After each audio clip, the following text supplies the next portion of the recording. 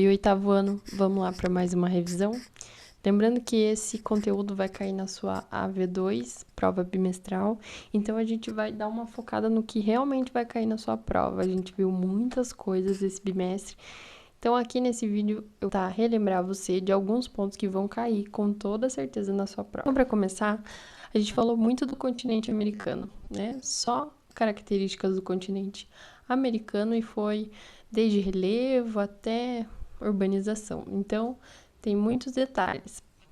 Você tem que prestar atenção. Primeiro ponto é o relevo. Lá no começo do seu livro já está falando sobre o relevo. E uma das características bem importantes é que no oeste a gente vai ter os dobramentos modernos, ou seja, aqueles lugares que são mais altos do continente, que têm elevadas altitudes, então a gente vai ter isso na parte mais oeste do continente, né? Desde lá da região norte até a região sul. Essa vai ser a parte mais alta do nosso continente. Lembra que nessa parte tem a Cordilheira dos Andes, por exemplo, que são partes muito altas do continente. Essas elevadas altitudes, né, se formaram pelo choque das placas tectônicas. Então, nessa região que tem esses grandes montanhas, as cordilheiras, a gente vai ter um lugar que não é tão estável, um acontecimento de terremotos nesses lugares. Na costa leste, né, do lado oposto, a gente já tem aí planícies, planaltos, algo mais estável e também um relevo mais antigo, né? Algo que não está acontecendo, que não está sendo formado naquele momento, então é mais estável, a gente não tem terremotos fortes, né? Alguns tremores acontecem, mas não tem grandes terremotos.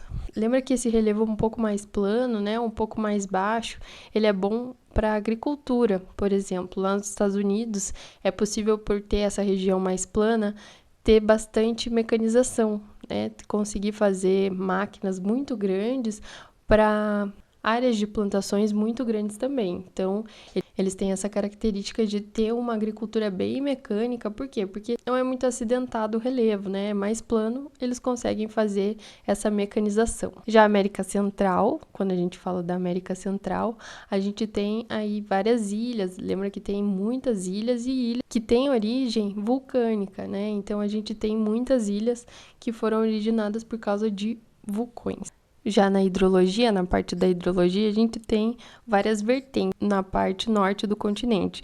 Uma que eu queria destacar com vocês é a vertente do Atlântico. Lá na vertente do Atlântico, a gente tem o Rio São Lourenço, que é uma grande hidrovia, utilizado, né, como hidrovia para fazer o transporte de mercadoria e de pessoas, principalmente de mercadorias, nesses rios que são muito grandes, né? Então, nessa vertente, vai ter aí um rio grande sendo utilizado como via de transporte. Esse rio também é utilizado para geração de energia e tem a ligação do oceano com os grandes lagos, então facilita bastante o transporte. O transporte, esse tipo de transporte, né, de hidrovia ou transporte fluvial, ele é importante para o continente inteiro. Ainda bem, nós temos um continente com bastante água, né? Bastante rios, então a gente tem esse tipo de transporte sendo muito utilizado aqui no continente americano. Na parte central a gente tem rios pequenos, né? Então rios que não são muito extensos. E lembra que a gente tem muitas ilhas, então dentro de ilhas não tem grandes extensões de rios. Mas na parte central também do continente a gente tem o Canal do Panamá. O Canal do Panamá é aquele que faz a ligação entre o Atlântico e o Pacífico e ele é muito utilizado no transporte de cargas, né? Como facilita esse transporte de um oceano para o outro, essa travessia, ele é muito utilizado para isso. A história dele é que ele foi projetado e iniciado por franceses, né? Franceses que trabalhavam ali. Porém, muitos funcionários começaram a ficar doentes, pegaram febre amarela, malária e acabaram ficando doentes. Cuidar disso tudo, de uma grande obra e de funcionários, essa empresa francesa acabou falindo, né? E quem assumiu a construção foi os Estados Unidos, que terminaram a construção e eles usam muito, né? Eles utilizam bastante esse canal, assim como os outros países que fazem a travessia ali com o navio utilizam bastante. A parte sul do continente tem muita hidrovia também, ou seja, esses rios são usados para o transporte e também para geração de energia. Por exemplo, aqui no Brasil a gente tem muita hidrelétrica, isso acontece com outras partes também do continente, da parte sul do continente americano. Outro aspecto natural que a gente estuda sempre quando vê um continente é o clima e a vegetação. E dessa vez a gente ficou sabendo durante o bimestre que é um continente tão grande que tem todos os climas que a gente encontra na Terra, tem lá. Então, a gente vai destacar alguns principais, porque igual em sala de aula a gente não falou de todos e não definiu todos, porque muitos ainda você vai ver com muito mais detalhe.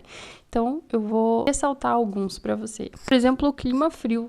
Lembra que o clima frio, o próprio nome já tá falando, né? Ele é frio e tem a vegetação característica desse clima frio, que é a floresta boreal. Então, quando a gente fala de clima frio, logo vem também a floresta boreal, que é aquela que tem as coníferas, que tem como se fossem uns pinheiros, assim, que impedem que a neve fique por muito tempo em cima deles, né? Eles têm um formato cônico justamente para livrar eles aí de toda essa neve, desse frio. O clima equatorial que a gente tem, quente e úmido, é aquele clima que tem como vegetação a floresta amazônica. Então, a gente conhece bem, você viu isso com muito detalhe no 7º ano, mas o clima equatorial a gente tem a floresta amazônica.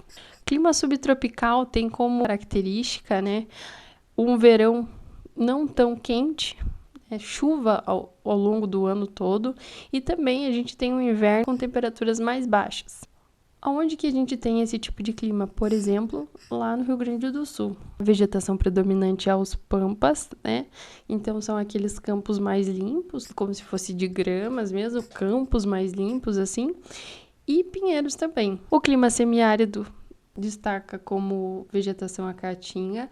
Quando a gente fala desse clima, é uma temperatura muito alta e tem chuvas irregulares. Então, não é sempre que chove, também não é durante todo o ano que chove. O clima tropical tem como sua vegetação característica o cerrado.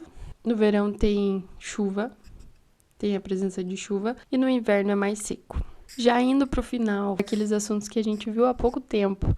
Então, a gente vai lá para a estrutura populacional, onde a gente viu várias pirâmides etárias. Você tem que lembrar que na pirâmide a gente tem algumas informações que a gente consegue tirar só de olhar para ela. Por exemplo, a base da pirâmide. Sempre que a gente olha uma base muito larga, a gente está vendo um país que tem, um país ou uma região, depende de onde a gente está vendo, que tem muita criança, ou seja, a taxa de natalidade é muito grande.